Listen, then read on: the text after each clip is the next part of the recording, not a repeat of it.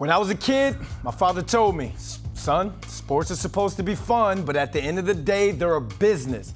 And the New York Mets took care of some business today and sent Robinson Cano designated for assignment. And to speak with us about the situation is the New York Post's Joel Sherman.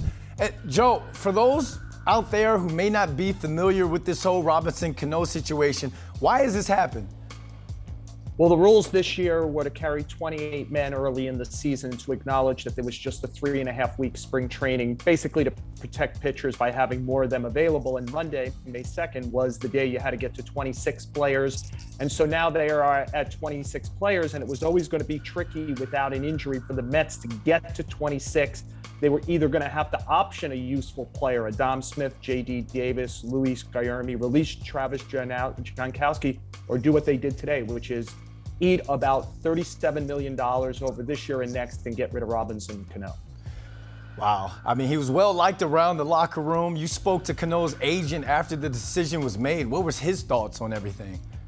Yeah, Brandon, his agent is in a unique situation. Brody Van Wagenen was the agent when Robinson Cano signed the 10-year, $240 million contract with the Mariners that he's still operating under. He traded for him when he was the Mets general manager, and now he is now the agent again for Robinson Cano when he's been released by the Mets.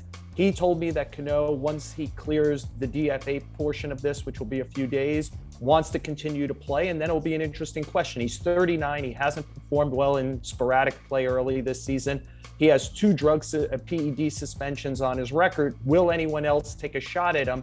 I think for the minimum salary, a team that's having some offensive trouble and some injuries, think about a team like the White Sox right now, will probably say, what's the downside? Let's bring him in, see if it's just rust or sporadic usage, and try to get him back on the field and see if they can get something out of him.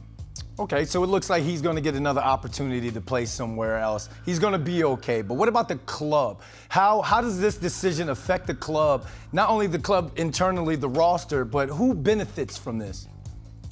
Yeah, I don't know that he's going to be okay. I think he'll probably get another shot. But the more important thing is the Mets did this to make sure that their younger assets, the Dom Smiths, J.D. Davis, in particular, I think they'll end up forming a left-hand, right-hand platoon as the DH, where sometimes it's Alonso DH and then Smith goes to first base. There's not a ton of lefty starting pitching in the National League East. So this is going to be a lot of at-bats for Dominic Smith coming up to show who is the real Dominic Smith, the guy who had what seemed a breakout season in 2020, the shortened season, 60-game season, or the guy who had so much trouble last year. He's going to get a chance without Robinson Cano around.